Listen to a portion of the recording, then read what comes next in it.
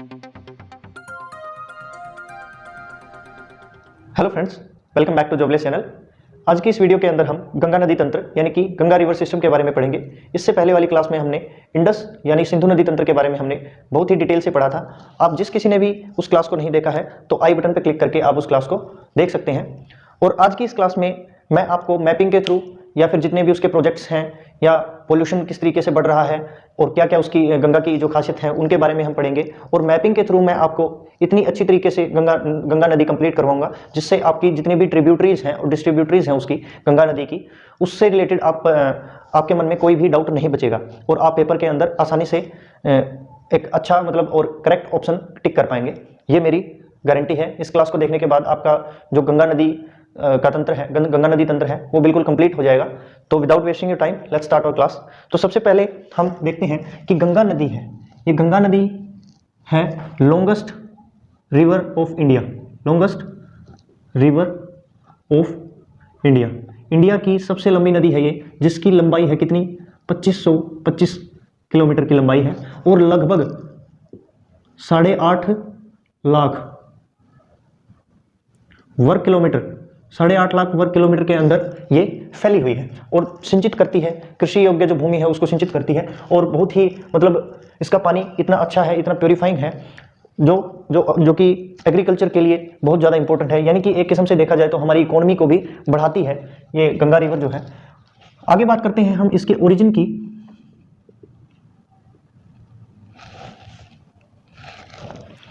Origin यानी कि उद्गम, इसका उद्गम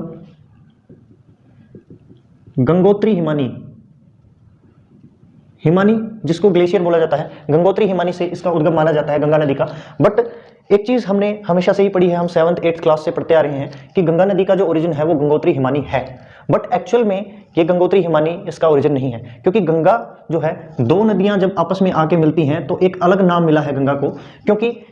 क्योंकि जब अलग नाम कब दिया जाता है, किसी भी नदी को अलग नाम तब दिया जाता है कि जिस तरीके से मान लीजिए कि ए एक रिवर है, बी एक रिवर है, अगर इसकी गहराई इससे ज़्यादा है तो इसी का नाम कंटिन्यू रहेगा, यहाँ पे भी इसका नाम कंटिन्यू रहेगा, इसकी गहराई ज़्यादा है। बट अगर इसकी गहराई और इसकी गहराई अगर बराबर हो जाती है, यहाँ पर आकर के बराबर हो जाती है, तो इन दोनों का नाम ना दे करके एक अलग से कोई नाम दिया जाता है जो आगे इसको बहाता है।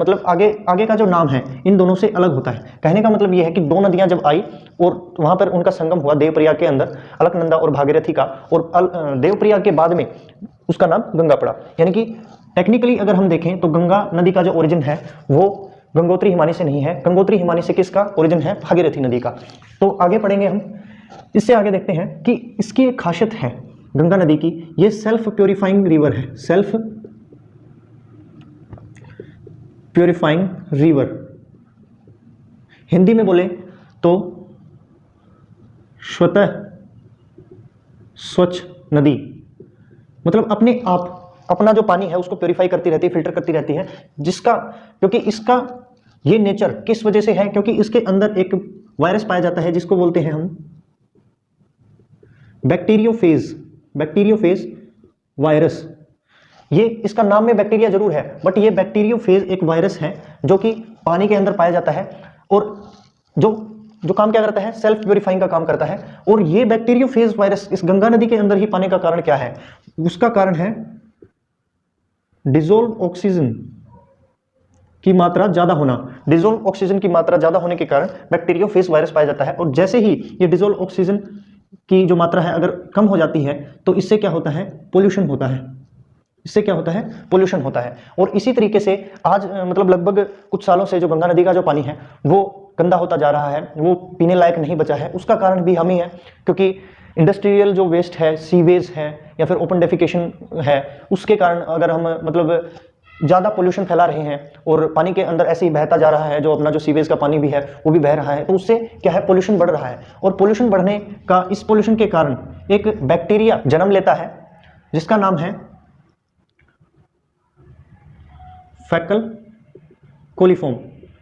ये ज़्यादा पोल्यूशन होने के कारण एक बैक्टीरिया है जिसका नाम है फैकल कोलीफॉर्म। ये गंगा नदी के पानी में ज़्यादा बढ़ गया है, क्योंकि जब 2018 के अंदर इसका पानी चेक किया गया, जब 2018 के अंदर गंगा नदी का पानी टेस्ट किया गया, क्योंकि अलग अलग मतलब चेक किए जाते हैं पानी को, मतलब अलग अलग नदी का जो पानी है वो बार बार एक टाइम इंटरवल के बाद चेक किया जाता है कि कितना प्योरीफाई है या नहीं है, क्या ये पीने लायक है, क्या ये कृषि योग्य है। तो उस तरीके से देखें तो 2018 के अंदर एक सर्वे हुआ जिसके अंदर जो फेकल कोलीफॉर्म जो है उसकी मात्रा लगभग 60,000 प्रति 100 ml पाई गई, और जब तक इस फेकल कोलीफॉर्म की मात्रा लगभग 500 प्रति 100 ml होती है तब तक ये नॉर्मल है, कोई दिक्कत नहीं है, चल जाएगा, पीने योग्य भी है, कोई दिक्कत नहीं है। बट इसके अंदर इसकी मात्रा लगभग 60,000 प्रति 100 ml पाई गई, जिसके कारण जो हाई कोर्ट है उसने भी ये आदेश दिए, मतलब एडवाइजरी जारी करी कि जो भी जितने भी घाट हैं उनसे मतलब जो भी स्नान करेगा अगर नहाएगा तो उसको स्किन कैंसर होने के चांसेस हैं।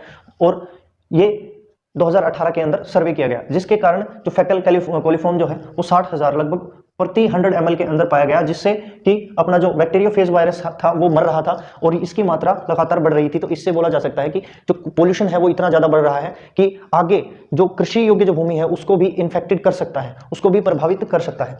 तो ये तो बात हो गई इसकी सेल्फ प्योरीफाइंग नेचर की, कि किस तरीके से बैक्टीरियोफेज वायरस जो है उसको इसके पानी को प्योरीफाई करता है, और इसका कारण क्या है, डिजोल्व ऑक्सीजन इसका कारण है। और अगर ये डिजोल्व ऑक्सीजन कम होती है इसका मतलब ये है पोल्यूशन बढ़ रहा है, और पोल्यूशन बढ़ने का मेन कारण क्या है, फेकल कोलीफॉर्म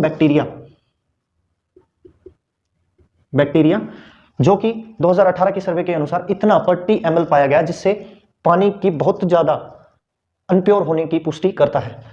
तो 2008 के अंदर गंगा नदी को नेशनल रिवर घोषित किया गया, नेशनल रिवर ऑफ इंडिया। और 2010 के अंदर एक जो प्रजाति है डॉल्फिन की जो लुप्त हो रही थी, लगभग 5 ही प्रजातियां पाई जाती हैं डॉल्फिन की, उसमें से एक गंगा रिवर डॉल्फिन को नेशनल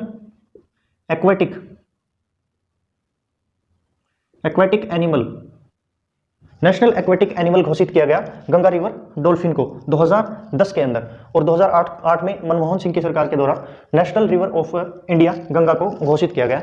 ये जो गंगा है ये लगभग 5 स्टेट से होकर गुजरती है। कौन कौन से हैं? उत्तराखंड, यूपी, बिहार, झारखंड में साहेबगंज नाम की जगह है, वहां से होकर गुजरती है, और वेस्ट बंगाल, इतनी जगह से होकर गुजरती है। अच्छा, जिस तरीके से इसमें पोल्यूशन घटता है बढ़ता है, उस तरीके से कुछ प्रोजेक्ट्स भी हैं, जो गंगा से रिलेटेड कुछ प्रोजेक्ट्स भी हैं जो टाइम पर चलाए जा रहे हैं इंडिया सरकार के द्वारा। तो 1986 के अंदर सबसे पहले प्रोजेक्ट चलाया गया गंगा एक्शन प्रोजेक्ट, जो लगभग 2000 करोड़ की लागत से ये प्रोजेक्ट चालू किया गया था, बट इससे ज़्यादा कुछ फायदा हुआ नहीं और इसको बंद कर दिया गया। उसके बाद 2014 में एक प्रोजेक्ट चलाया गया जिसको बोलते हैं नमामि गंगे। ये जो प्रोजेक्ट है ये काफ़ी ज़्यादा हद तक कामयाब रहा और केंद्र सरकार के द्वारा ये चलाया जाता है। इसकी जितनी भी फंडिंग है वो सारी केंद्र सरकार देखती है। और नमामि गंगे जो प्रोजेक्ट है इससे जितने भी जो पोल्यूशन के सोर्स हैं उनको खोजा जाता है कि कहाँ से पोल्यूशन फैल रहा है। सीवेज को कम करने, सीवेज का जो वेस्टेज है उसको कम करने यानी कि प्योरीफाई करने का काम किया जाता है। और बार बार मतलब लोगों को जागरूक किया जाता है कि ओपन डेफिकेशन के बारे में भी जागरूक किया जाता है। और जितने भी उद्योग हैं उन उद्योगों को बार बार नोटिस भेजा जाता है, याद दिलाया जाता है कि आप जो डायरेक्ट जो केमिकल वेस्ट है आप वो पानी के अंदर नहीं बहा सकते हैं। तो इस तरीके की एडवाइजरी बार बार जारी की जाती है नमामि गंगे प्रोजेक्ट के थ्रू। और 2016 के अंदर गंगा स्मार्ट सिटी प्रोजेक्ट भी लागू किया गया, जिसके अंदर गंगा के किनारे पर बसे कुछ 10 शहर हैं जिनको इस प्रोजेक्ट के तहत स्मार्ट सिटी बनाया जा रहा है। जिसके अंदर मैं आपको एक एक करके बताऊं तो अगर उत्तराखंड के बताऊं तो लगभग हैं आपके ऋषिकेश, हरिद्वार, मैं लिख देता हूं ऋषिकेश, हरिद्वार।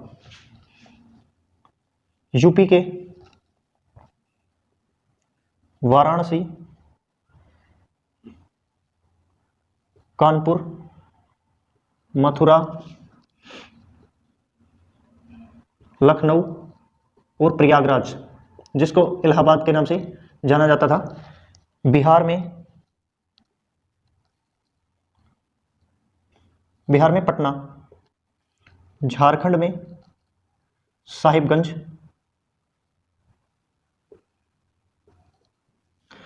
और वेस्ट बंगाल में यानी कि पश्चिम बंगाल के अंदर बैरकपुर। तो 2016 के अंदर जो गंगा स्मार्ट सिटी प्रोजेक्ट था उसके अंदर लगभग 10 सिटीज हैं, 10 सिटीज जिनको स्मार्ट सिटी बनाने का प्रोजेक्ट किया गया है, जिसके अंदर उत्तराखंड के हैं ऋषिकेश, हरिद्वार, यूपी के हैं वाराणसी, कानपुर, मथुरा, लखनऊ और प्रयागराज, और बिहार के पटना, साहिबगंज और बैरकपुर। ये जो जितने भी 10 सिटीज हैं इनको इस प्रोजेक्ट के तहत स्मार्ट सिटी बनाया जाएगा, ताकि इसके किनारे पे जो बसे हुए लगभग इसके गंगा नदी के किनारों पे ही बसे हुए जो शहर हैं उससे जो ओपन डेफिकेशन वगैरह, सीवेज वगैरह की प्रॉब्लम को सोल्व किया जा सके। आई होप कि आपको ये चीज़ें समझ में आई होंगी। आप चाहें तो इसका स्क्रीनशॉट ले सकते हैं।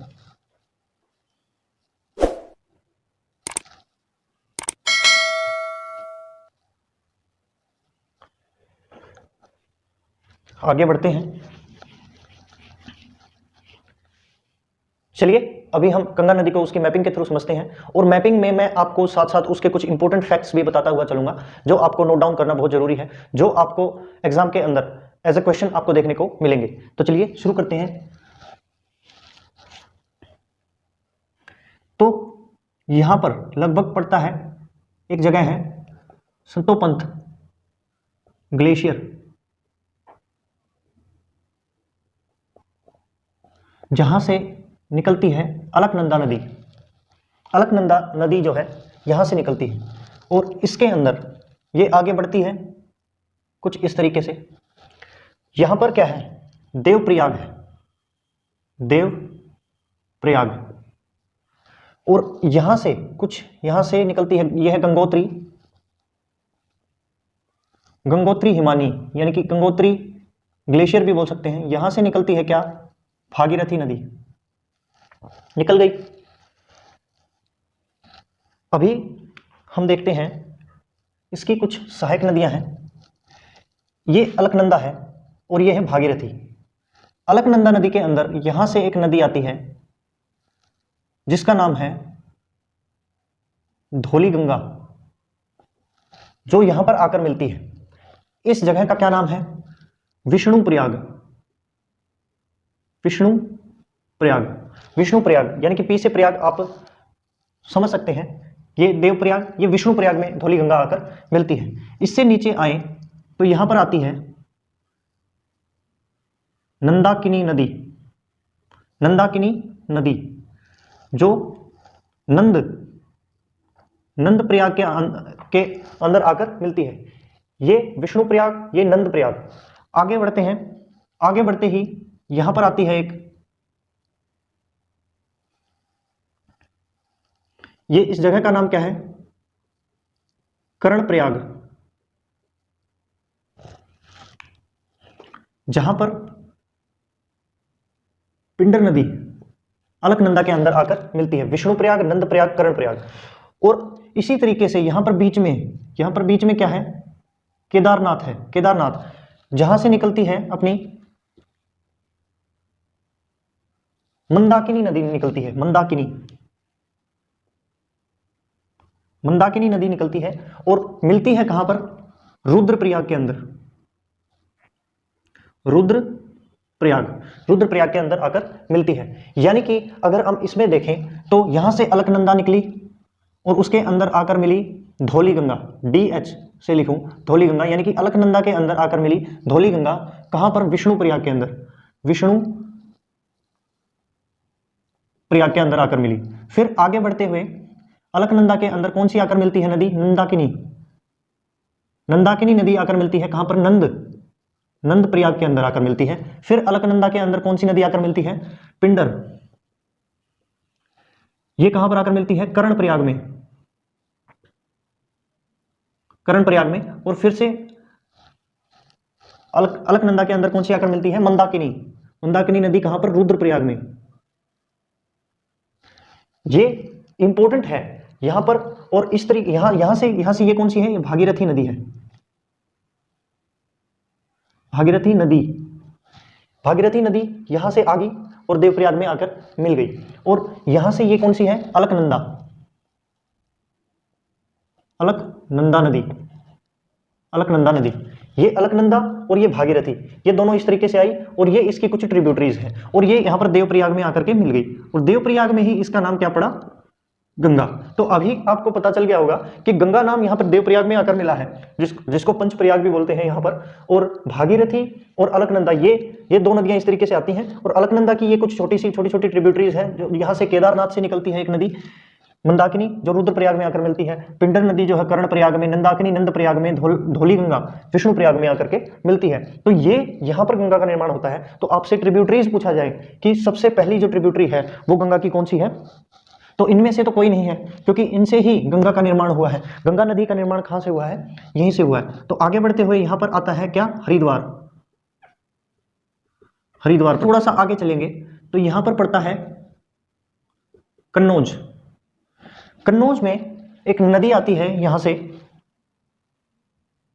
कुछ इस तरीके से एक नदी आती है जिसका नाम है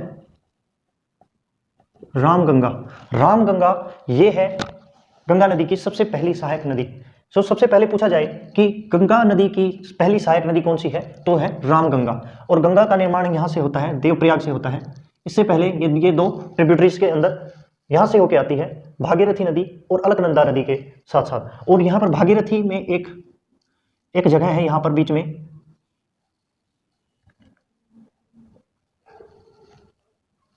जहां पर एक नदी आकर मिलती है जिसका नाम है भिलांगना, जहां पर टिहरी बांध, टिहरी डैम बनाया गया है। और ये एक अर्थफिल्ड डैम है, यानी कि टिहरी डैम भिलांगना नदी के ऊपर बनाया गया है जो भागीरथी नदी पर है और अर्थफिल डैम है ये। अर्थफिल, और मैं आपको सबसे पहले एक चीज बताना चाहता हूं कि डैम और बैराज, डैम और बैराज के अंदर डिफरेंस होता है। डैम जो है ये पानी को स्टोर करने के लिए बनाया जाता है और हो सकता है इससे हम मतलब विद्युत उत्पादन भी करते हैं। बट जो बैराज है उसका निर्माण किस लिए किया जाता है कि जहां से कैनाल वगैरह निकाली जा सके, या फिर उसकी जो पानी का जो फ्लो है उसका बहाव को, डायरेक्शन को, उसको चेंज करने के लिए बैराज का निर्माण किया जाता है। तो डैम भी अपने दो तरीके के होते हैं, एक होता है ग्रेविटी डैम, दूसरा होता है अर्थफिल डैम। अर्थफिल या रॉक फिल्ड भी बोला जाता है, जो कि चट्टान या फिर मिट्टी से बना हुआ होता है। तो सबसे ऊंचाई पर जो स्थित है जो डैम, वो कौन सा है, सबसे ऊंचा डैम कौन सा है, ये टिहरी डैम है। और ये एक एग्जांपल है अर्थफिल डैम का। और ग्रेविटी डैम किससे बना होता है, ये बना होता है कंक्रीट से। तो आई होप कि ये आपको समझ में आया होगा। तो जो टिहरी डैम है वो कहाँ पर है, ये भिलांगना नदी के मुहाने पे है, यहाँ पर जहाँ पर ये भागीरथी के अंदर आके मिलती है और यहीं पे बनाया गया है टिहरी डैम। आगे बढ़ते हुए थोड़ा सा आगे बढ़ते हैं, यहां पर पड़ता है अपना प्रयागराज। प्रयागराज के अंदर यहां से एक जो नदी निकली है, कुछ इस तरीके से नदी निकलती है जो प्रयागराज के अंदर आके मिलती है, जिसका नाम है यमुना। ये कहां से निकलती है, यहां ऊपर कौन सी जगह है, मैं इसको नीचे लिख रहा हूं, यमुनोत्री हिमानी। यमुनोत्री हिमानी या बंदरपूछ भी बोल सकते हैं हम, यहां से निकलती है और प्रयागराज के अंदर गंगा नदी के अंदर मिल जाती है। गंगा नदी, यमुना नदी और सरस्वती नदी, ये तीनों नदियों का संगम कहां पर होता है, प्रयागराज के अंदर होता है। बट सरस्वती नदी जो है वो लुप्त हो चुकी है, वो अंडरग्राउंड है, तो उस वजह से ये दिखाई नहीं देती। और गंगा और यमुना का जो संगम है वो प्रयागराज के अंदर होता है। अभी यमुना नदी की भी कुछ सहायक नदियां हैं। एक पहाड़ी है यहां पर, जानापाऊ पहाड़ी, जहां से एक नदी निकलती है जिसका नाम है चंबल नदी। चंबल नदी निकलती है जो इटावा के अंदर आकर यमुना नदी में मिल जाती है। और इसी तरीके से एक यहां पर एक जगह है, एक पहाड़ी है जिसको बोलते हैं काकबारडी। काकबारडी की पहाड़ी से निकलती है और चंबल नदी में जाकर के मिल जाती है, जिसका नाम है शिप्रा नदी। शिप्रा नदी, जिसके तट पर क्या बसा हुआ है, शिप्रा नदी के तट पे ही उज्जैन नामक जो शहर है वो बसा हुआ है, जहां पर अपना कुंभ का मेला लगता है। आगे बढ़ते हैं, यहां पर है विंध्या पहाड़ी। विंध्या पहाड़ी से निकलती है बेतवा रिवर, जो यहां पर आकर मिल जाती है, बेतवा नदी। और बिहार और झारखंड का एक जो जो बॉर्डर है वहां कैमूर पहाड़ी है, कैमूर पहाड़ी, यहां से कौन सी नदी निकलती है? केन, केन नदी। यानी कि यमुना नदी की अगर ट्रिब्यूटरीज पूछा जाए तो चंबल, शिप्रा, बेतवा और केन, ये नदियां किसकी ट्रिब्यूटरीज हैं? ये है यमुना नदी की। और चंबल नदी जो है ये सबसे ज्यादा मृदा अपरदन का कारण है, एमपी से निकलती है, ये मध्य प्रदेश से निकलती है और यहाँ पर ये बीहड़ का निर्माण करती है। शिप्रा नदी किसकी सहायक नदी है? तो चंबल नदी की सहायक नदी है। चंबल नदी किसकी सहायक नदी है? तो ये यमुना नदी की सहायक नदी है जो प्रयागराज के अंदर आकर मिलती है। थोड़ा सा हम आगे बढ़ते हैं तो यहां पर पड़ता है गाजीपुर, थोड़ा सा आगे इससे पड़ता है छपरा।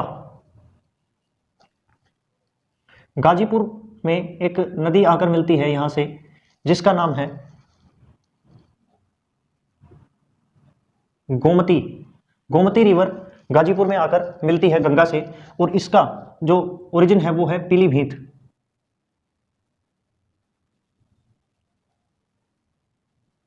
फुलर लेक, फुलर झील, फुलर झील से निकलती है गोमती नदी जिसके तट पे लखनऊ बसा हुआ है और पीलीभीत नामक जगह से निकलती है जो गाजीपुर के अंदर आकर मिलती है। और ये पूछा जाए कि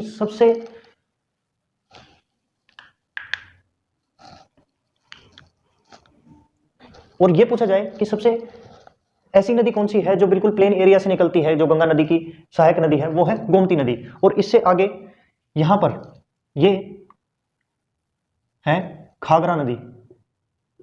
घाघरा नदी जो छपरा में आकर मिलती है, ये दो ट्रिब्यूटरीज के अंदर पाई जाती है जिसका नाम है करनाली और काली नदी। जो नेपाल की जो एक साइड का जो बॉर्डर का निर्माण करती है वो काली नदी और करनाली नदी। ये बाराबंकी के अंदर यहां पर पड़ता है बाराबंकी, बाराबंकी, बाराबंकी ये जगह का नाम है और करनाली नदी का नाम है और काली भी नदी का नाम है। तो ये मैं इस तरीके से डाल देता हूं इसको। और ये बाराबंकी के अंदर आकर मिलती हैं जो घाघरा नदी का निर्माण करती हैं जो छपरा के अंदर आकर मिलता है। इससे थोड़ा सा आगे बढ़ते हैं तो यहां पर पड़ता है एक नदी आती है गंडक, जो सोनपुर में आकर मिलती है गंगा नदी से। आप चाहे तो इतने का एक बार स्क्रीनशॉट ले सकते हैं।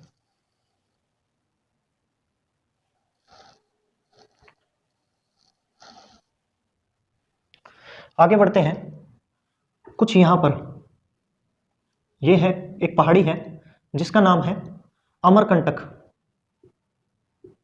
अमरकंटक पहाड़ी, जहां से दो नदियां अपोजिट डायरेक्शन में बहती हैं, दो नदियां निकलती हैं। एक नदी अपवर्ड डायरेक्शन में कुछ इस तरीके से बहती है और एक नदी इस तरीके से बहती है। इसका नाम है नर्मदा, नर्मदा नदी, जो कि एस्चुरीज का निर्माण करती है और सतपुड़ा और विंध्या श्रेणी के बीच से बहती है। और एक जो नदी है ये इस तरीके से साउथ टू नॉर्थ की तरफ बहती है जिसका नाम है सोन रिवर, सोन नदी, सोन नदी।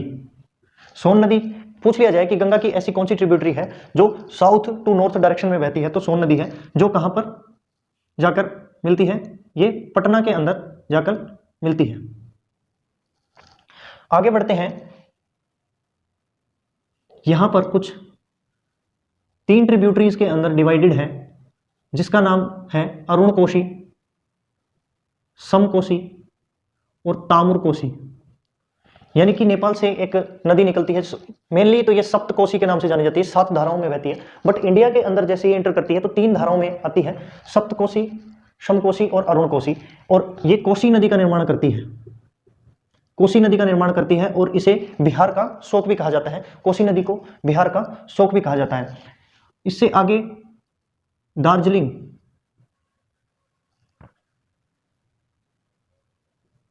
दार्जिलिंग की पहाड़ियों से निकलती है एक नदी जिसका नाम है महानंदा, महानंदा नदी। गोदारी घाट, गोदावरी घाट के अंदर आकर ये मिल जाती है। और ये कोसी नदी जो है यहाँ पर कुर्सेला के अंदर, कुर्सेला में आकर गंगा नदी में मिलती है। इससे आगे जिस तरीके से ही बढ़ती है रिवर, तो यहाँ पर ये यहाँ से वेस्ट बंगाल की जो की जो बाउंड्री है वो शुरू हो जाती है और यहां पर एक बैराज बनाया गया है जिसका नाम है फरक्का बैराज।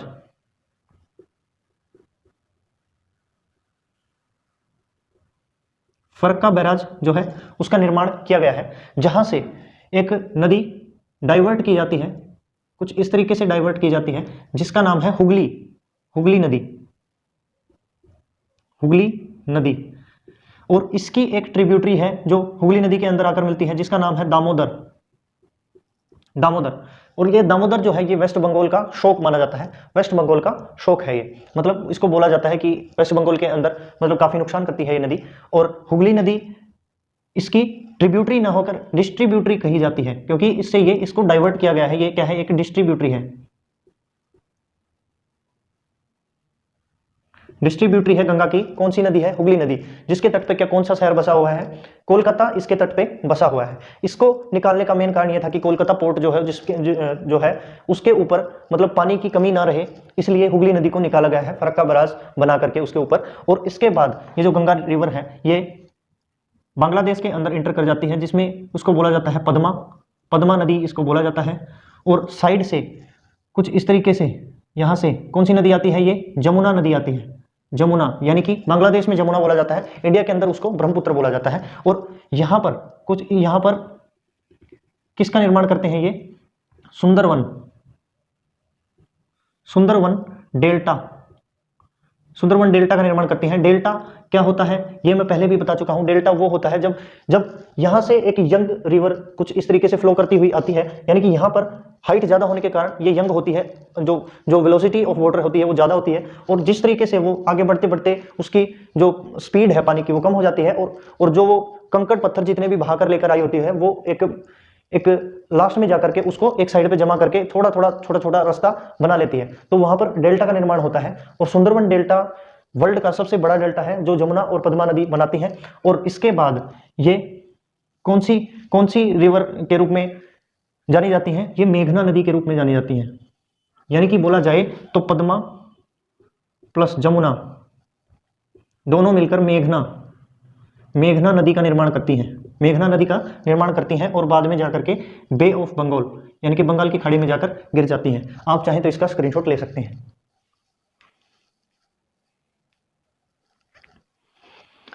आई होप कि आपको ये क्लास समझ में आई होगी। यहाँ से देवप्रयाग में आकर गंगा नदी मिलती है और हरिद्वार इससे आगे पड़ता है। फिर कन्नौज में पहली जो इसकी रामगंगा यानी कि पहली सहायक नदी, गंगा की पहली सहायक नदी कौन सी है, रामगंगा है। और सबसे आखिरी सहायक नदी कौन सी है, महानंदा नदी है। और सबसे पहली रामगंगा, सबसे लास्ट वाली महानंदा। सबसे बड़ी सहायक नदी कौन सी है, यमुना नदी है। अच्छा, सबसे बड़ी मतलब सबसे लंबी सहायक नदी तो यमुना है, और सबसे बड़ी कौन सी है, ये घाघरा नदी है। तो ये पूछा जाता है बार बार, ऐसी कौन सी नदी है जो कि प्लेन एरिया से निकल के आती है, तो पीलीभीत से निकलती है, गोमती नदी निकलती है। गोमती नदी के किनारे पे कौन सा शहर बसा हुआ है, तो गोमती लखनऊ बसा हुआ है। और एक चीज और पूछी जाती है कि लेफ्ट और राइट वाली नदियों के बारे में भी पूछा जाता है, तो ये इसका राइट है ये, और इस तरफ वाला लेफ्ट है। यानी कि आप किसी भी नदी का लेफ्ट और राइट आराम से निकाल सकते हैं। जिस तरीके से वाटर फ्लो होता है, किसी भी नदी का वाटर जो है इस तरीके से फ्लो है, तो आप उसी डायरेक्शन में आप खड़े होंगे तो ऊपर की तरफ आपको लेफ्ट साइड इस तरफ मिलेगी और राइट साइड इस तरफ मिलेगी। तो आपसे पूछ ले कि राइट साइड की नदियां कौन सी है, राइट साइड में सबसे पहली जो सहायक नदी है वो कौन सी है, तो राइट साइड से कौन सी आती है, यमुना नदी इसकी पहली सहायक नदी है। लेफ्ट साइड से कौन सी है, रामगंगा है। इस तरीके से क्वेश्चन पूछे जाते हैं। कौन सी नदी कहां पर आकर मिलती है, ये भी पूछा जाता है। यहां पर थोड़ा सा आपको कंफ्यूजन हो सकता है, आप एक दो बार इस क्लास को बार बार देखेंगे तो आपको ये चीजें समझ में आई होंगी। आई होप कि ये आपको क्लास अच्छी लगी होगी, हेल्पफुल लगी होगी। आप चाहें तो लाइक कर सकते हैं। Thank you for watching this video. जय हिंद।